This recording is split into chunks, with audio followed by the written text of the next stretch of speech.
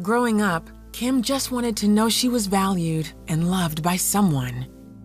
But her father wasn't around, and life at home with her mother was unstable.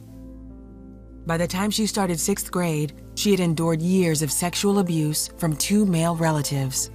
I was just in a lot of pain and not getting the help that I needed. So I then started acting out. I started getting in trouble. I started doing drugs. And the next thing you know, I was selling drugs. There was a big hole in my heart. I wanted to be loved by a man. I wanted that father's attention. But it was even more devastating to me, I think, to know that I had a mother, but she chose to not be a mother. Kim got pregnant at 16 and relied on a relative to help raise her daughter. Meanwhile, she met a man who seemed to say all the right things, but she had stepped into a trap for human trafficking. One of the first things that he commented to me was, "You are beautiful." Those were 3 words that I had never heard my entire life from people that were supposed to love me. And so it literally only took the 3 words to draw me in closer to him. The man groomed her for 3 weeks, buying her nice things and making promises. Kim thought they were leaving for a vacation when the man she called her boyfriend took her to a different state and forced her to work in a strip club. The trafficker threatened Kim and told her not to contact her daughter, who was still in a relative's custody. He began to tell me things like, "No one is looking for you. No one loves you. You have nowhere to go. If you go back home, I know exactly where you're going to be at, and I'm going to find you, and I'll kill you." I began to feel that he's right, and this is my new life, and I just better accept it. My trafficker, he branded me. It was his name, and I had to look at that for many years. By 25, Kim had been sold to 5 different pimps across several states. Eventually, she was able to escape. When we were driving, he jumped across pretty much to the back seat, and he was beating me senselessly. He threw me out. And so I figured, you know what? Either I'm gonna try to run and live today, or today he's gonna kill me and I'm gonna die.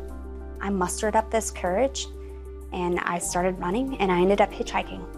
She got her daughter back. Then she became involved with a drug dealer and had a second daughter with him. Kim thought about her life and wanted more for her 2 girls. She ended the relationship and took her children with her. I had told him, I can't do this anymore, this drug life. I just knew that I had 2 daughters and I needed to be around for them, not in a federal prison. And so that's what gave me the courage to leave. But when her ex came back to her new place causing trouble, she called the police. Once her report was complete, the officer gave her a card. Written on the back was the name of a church. Broken and looking for hope, Kim decided to attend Sunday service. I remember when I came, they were in the DNA series. And it was all about identity, who you are in Christ. If your mother and father leave you and you're abandoned, how the Lord adopts you into his family. You are loved, you are valuable, you are accepted. They were talking about this love, a love that I had never known, but I had wanted. Kim began studying the Bible and kept coming back to church each Sunday. Then she opened her heart to receive God's love. She said the salvation prayer and was baptized.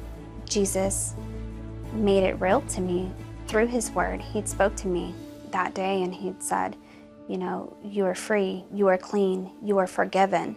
As Kim embraced her true identity in Jesus, she says her life was transformed.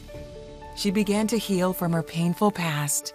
What he did for me was he sent people into my life to show me his love. He would bring these motherly figures into my life that would love me and allow me to know what a healthy, real love looks like, what a mother's love looks like. I can be that for my girls. I can give them the love, the affection, the attention, and I can have the beautiful relationship and watch them blossom into these beautiful young women.